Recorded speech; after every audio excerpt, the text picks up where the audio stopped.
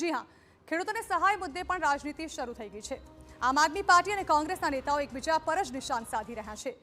માવઠાથી નુકસાન થયેલા મુદ્દે સહાય પેકેજ બાદ હવે ખેડૂતોના દેવા માફીની માંગણી પણ તેજ થઈ ગઈ છે। ત્યારે જુઓ સહાય પર કેવો જામ્યો છે રાજકીય સંગ્રામ।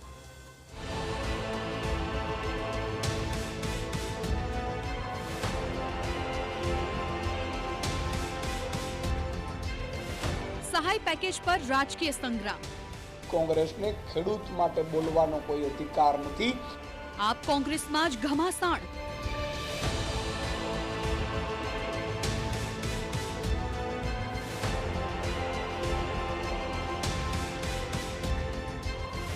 સહાય મળશે કે ખેડૂતોનું દેવું થશે માફ?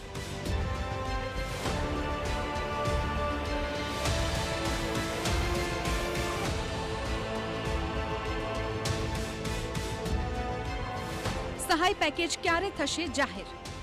રાજ્યમાં માવઠાના તાંડવને 8 દિવસ કરતા વધુ સમય થઈ ગયો છે। હવે મોટાભાગના જિલ્લાઓમાં વરસાદ બંધ થઈ ગયો છે। મોટાભાગના જિલ્લાઓમાં સર્વેની કામગીરી પણ પૂર્ણ થઈ ગઈ છે। ત્યારે હવે માનવામાં આવી રહ્યું છે કે સરકાર જલ્દી જ સહાય પેકેજ જાહેર કરી શકે છે અને ખેડૂતોને રાહત મળી શકે છે। જો કે સરકાર ખેડૂતોને સહાય જાહેર કરે તે પહેલા જ આમ આદમી પાર્ટી અને કોંગ્રેસના નેતાઓમાં જ આર-પારની લડાઈની શરૂઆત થઈ ગઈ છે।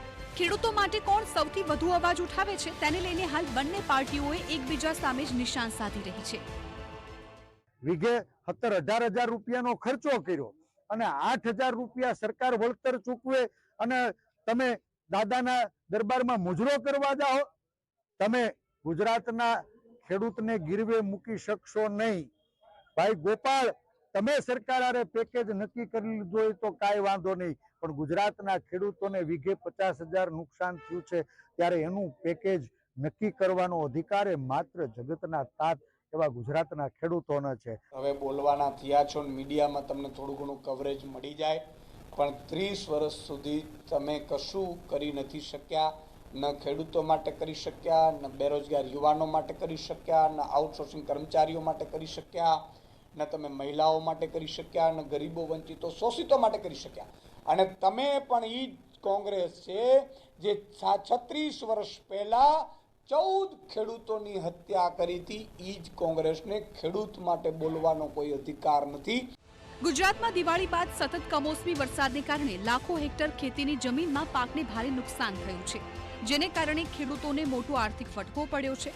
સરકાર આર્થિક સહાય પેકેજ જાહેર કરે તેવી શક્યતા છે। મુખ્યપ્રધાન ભૂપેન્દ્ર પટેલના વડપણ હેઠળ એક બેઠક યોજાઈ હતી। બેઠકમાં કૃષિ પ્રધાન, કૃષિ સચિવ તથા નાણાં વિભાગના અધિકારીઓ હાજર રહ્યા હતા। ત્યારે લાગી રહ્યું છે કે ટૂંક સમયમાં જ વિશેષ સહાય પેકેજ જાહેર થશે। વરસાદને કારણે ખેડૂતોને ભારે નુકસાન થતા આર્થિક પેકેજ અંગે સતત માંગ ચાલી રહી હતી। સૌરાષ્ટ્રમાં મગફળીના પાકમાં ભારે નુકસાન થતા ખેડૂતોને રોવાના દિવસો આવ્યા છે। અગાઉ કૃષિ પ્રધાન બાદમાં મુખ્યપ્રધાને પણ આશ્વાસન આપ્યું છે કે ખેડૂતો માટે આર્થિક પેકેજ જાહેર કરવામાં આવશે, જેના માટે ડિજિટલ સર્વેની શરૂઆત પણ કરવામાં આવી હતી। સર્વેની કામગીરી પણ પૂર્ણ થવાના આરે છે।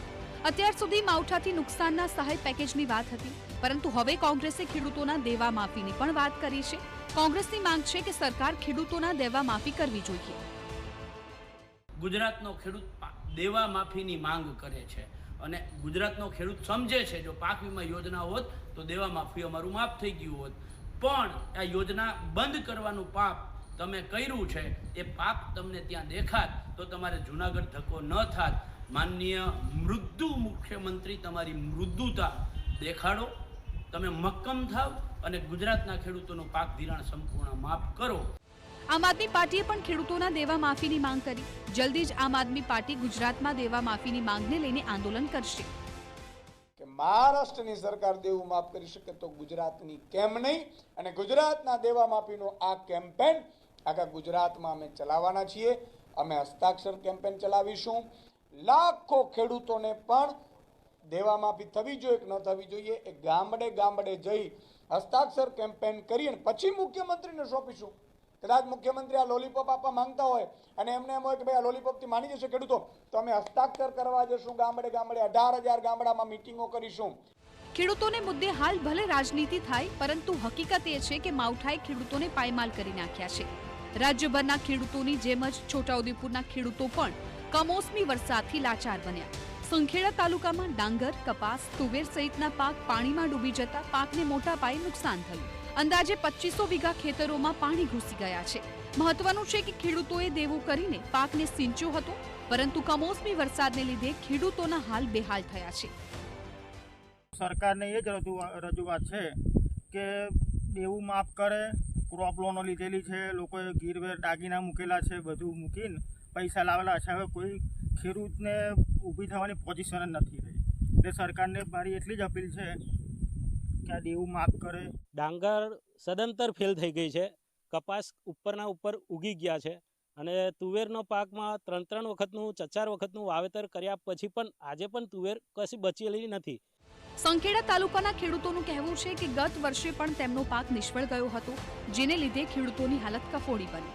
ખેડૂતોનું કહેવું છે કે સત્તાધીશોને રજૂઆતો કરવા છતાં કોઈ સહાય નથી મળી. તંત્ર હવે સર્વે હાથ ધરીને યોગ્ય સહાય કરે અને ખેડૂતોની વહારે આવે તેવી ખેડૂતો માંગ કરી રહ્યા છે. મારા ગામની અંદર તુવેર, કપાસ અને ડાંગરમાં સદંતર નિષ્ફળ ગયું છે. આજે તુવેરનું બિયારણ બી મળવા પાત્ર છે નથી, પૈસા ખર્ચતા પણ મળતું નથી. આજે 5-5 દિવસ થયા, કોઈ અધિકારી આવતા નહીં. ખેતીના નિષ્ણાત અધિકારીઓને પણ બોલાવો, સર્વે કરાવો અને યોગ્ય વળતર આલો. અમે તમારી રાહ જોઈએ છે. આમ નુકસાની તો અપાર છે અને હવે સહાયની જ દરકાર છે. ત્યારે હવે રાજ્યના લાખો ખેડૂતોની નજર સહાય પેકેજ પર જ મંડાય છે. Bureau report, TV9.